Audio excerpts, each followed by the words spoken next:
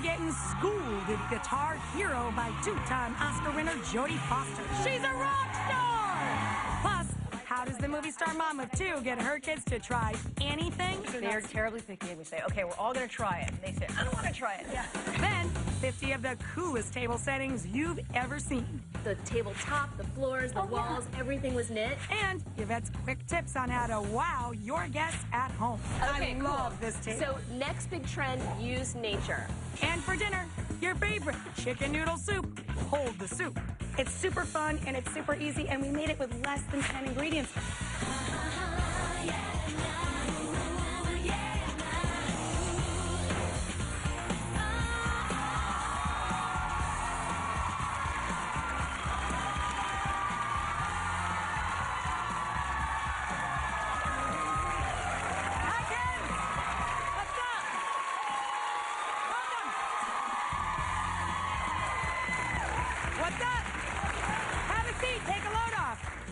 I am so excited right now because we have someone coming out as our first guest who I'm an enormous fan of.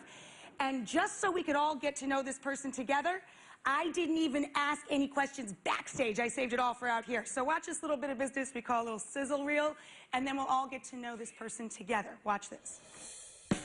Talk about growing up in the public eye. Two-time Academy Award-winning actress, producer, director, and mother, Jodie Foster, has been acting since she was 2. Remember her in Freaky Friday, kids? I wish I could switch places with her for just one day.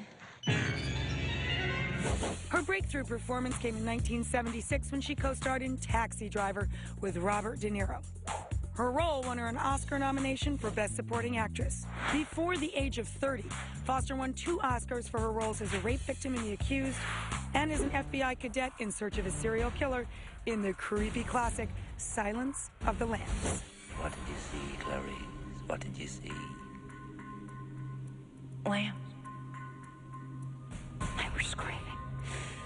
In 2002, Foster was voted People magazine's 50 Most Beautiful People. And now she's playing a reclusive author in the fantasy Nim's Island. Who are you? Who built this place? Come on, get on! Ladies and gentlemen, please welcome Jodie Foster.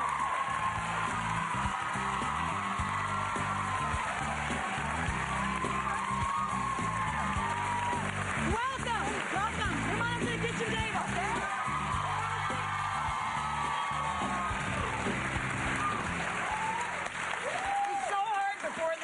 Because I wanted to just go into your room and sit down and say, okay, so let's chat. But I wanted to do it all together here. I wanted to do it all together. To meet together.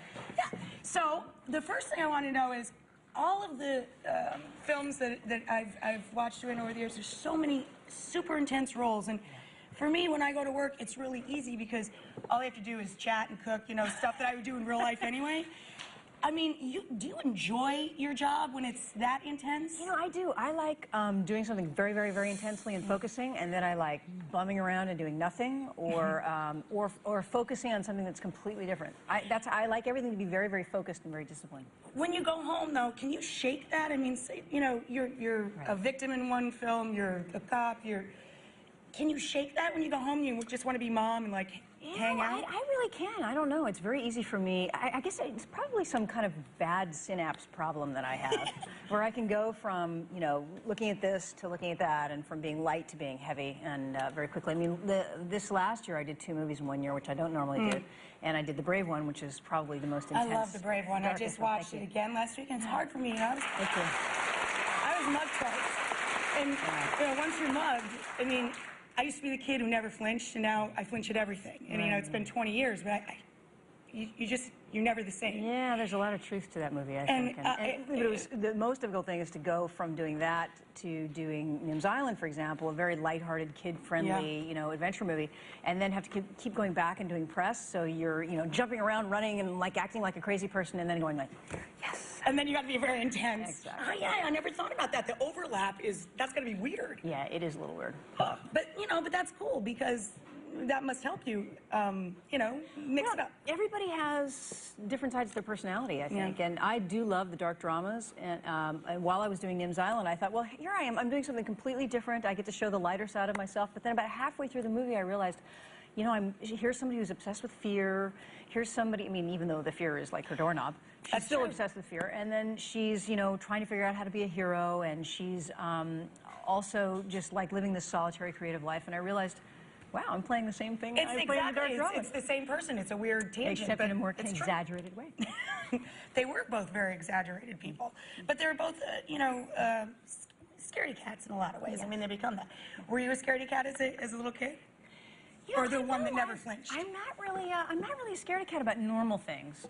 No, you know, I don't like snakes so much, but pretty much I'm with you on the snakes. They brought a 20-foot one in here. I saw spots, had a migraine. It was horrible. Not my thing. No, but I'm not afraid of normal things. Like I like tight spaces. I like getting an MRI. I like stuff like that. But I don't like things like, you know, shopping or.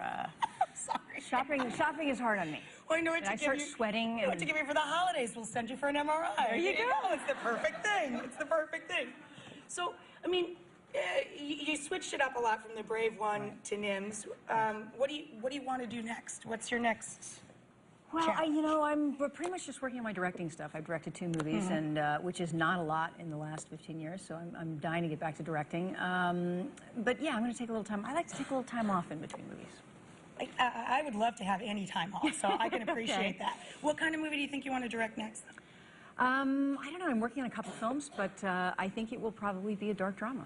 Yeah, a dark drama. I like dark. I like dark. When I go to the Blockbuster, you know, that's what I rent. I do. Me too. I'm a dark rental person. That's me.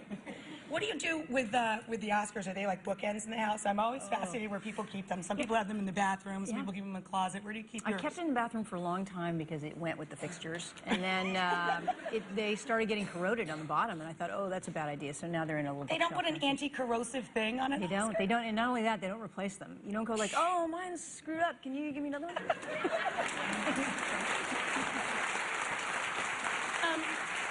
So is this the first movie that your kids have been able to watch of yours? First movie that my kids have ever been able to see, mine projected in a movie theater. First premiere they were ever able to go to.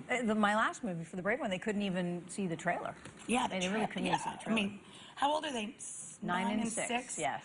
So, what'd they think? They loved it. They really loved it. I mean, my little one, they both really had to go to the bathroom while they were watching it, and there was a lot of fidgeting going on, and finally my little one was like, I can't take it anymore, I have to go to the bathroom.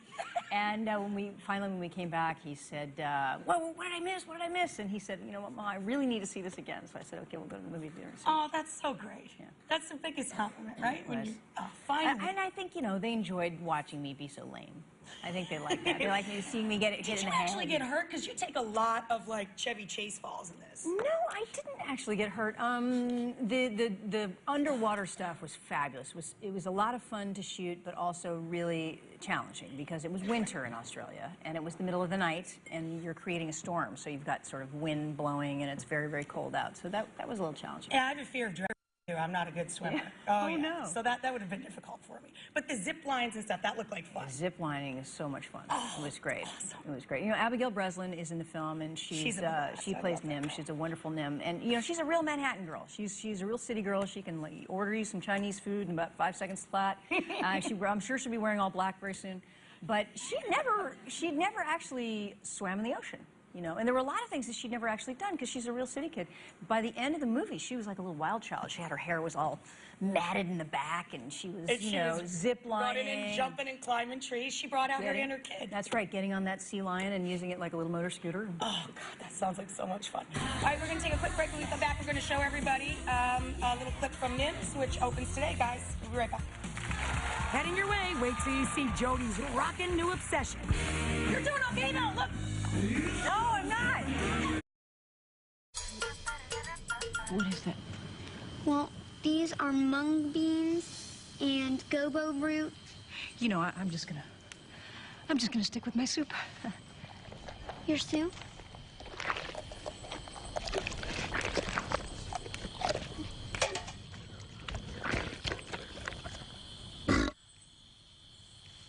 Sorry about that. Here, try something. I don't groove on the mung beans myself. Jodie Foster's with us at the kitchen table, and we're talking about Nin's Island, which opens today in theaters. And you know what I love about this movie is that although the internet, plays an important part in the movie is mostly, for me, about imagination and celebrating imagination. I think so, and it's sort of fun, girls or even young boys. The part could easily have been played by a young boy and wouldn't have to change anything. But finding heroism without laser beams and robots. Exactly. And really finding it by, like, working hard and figuring stuff out and taking care of yourself. And I think it's a great lesson for kids, It's a great lesson for adults, too. I mean, I think the film, even if you don't have kids, I mean, I loved it. Yeah. I think it's got a great message. It does, and it's very simple, and it's sort of about being a steward for the planet and just taking care of our planet, and I love it. I love it.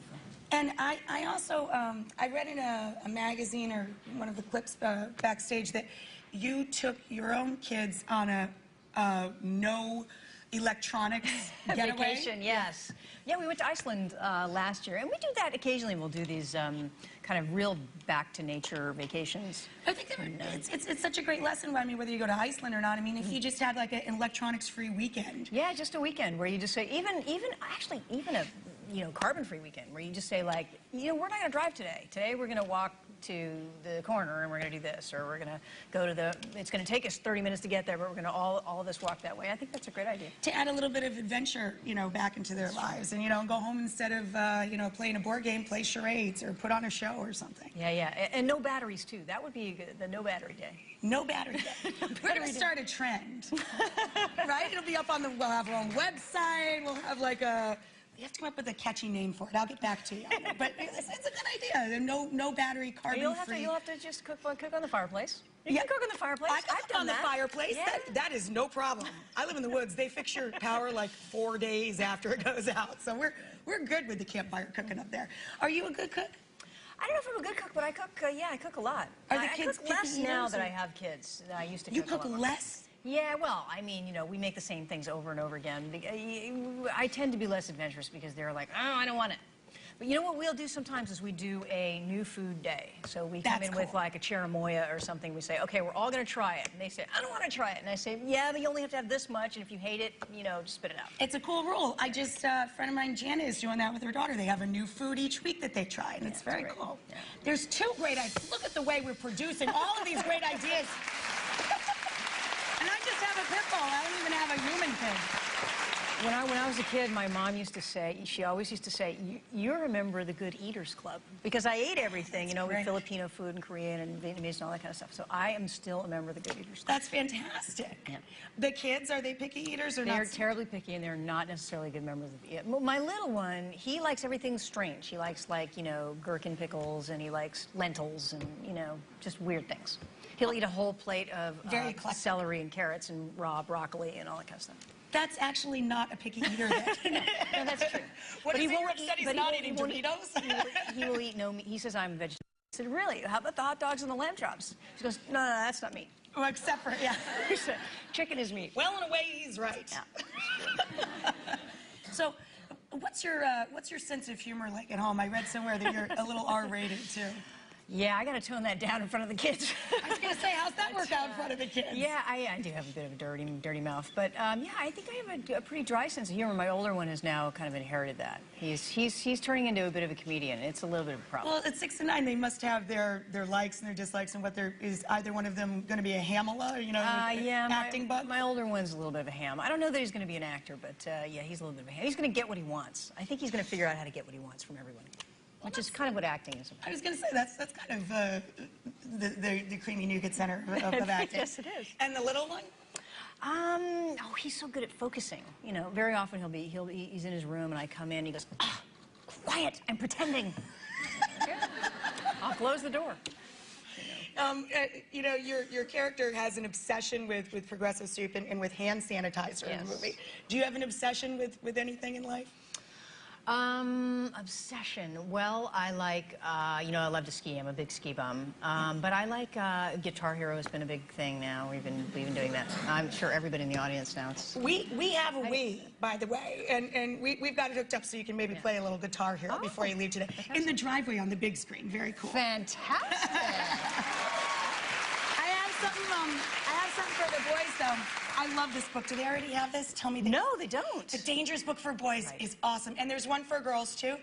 It reminded me of the movie, actually. Yes. It's all about self-sufficiency, and it teaches you a little bit about everything in the world. Wonderful. They'll have Thank to you share. so much. That's okay. Yeah, it's very, very cool. Thank you. I love it. And by the way, I am a girl, and I have both the boys' book and the girls' book, and I'm working my way through the boys first. So, I mean, I think it's very cool for grown-ups, too. Fantastic. Guys, this is a great movie, whether you have kids or not. It's just a great time, and it's a celebration of the imagination, of the planet, and of all things fun. And go see it. It starts today. I'll pay you $1. Jodie, thank you so much. Take care. So as promised, come on, we got the guitar now set up for you in the driveway. Let's try it out. Wait here, Jodie. Just stand, they'll spin us over there. Whoa! Look at the guitar. There it is. I don't have one of these, so I'm gonna learn. I'm gonna watch and learn. All right. I'm gonna watch and learn. Now you also can put your own decals on here. Oh, it's a little low, but I think I can handle it. So, how do you start it? I think you push the There you pink go. tape, I'm told. Uh-oh, can I see? Oh, but you have it on board! You have it on board! You're on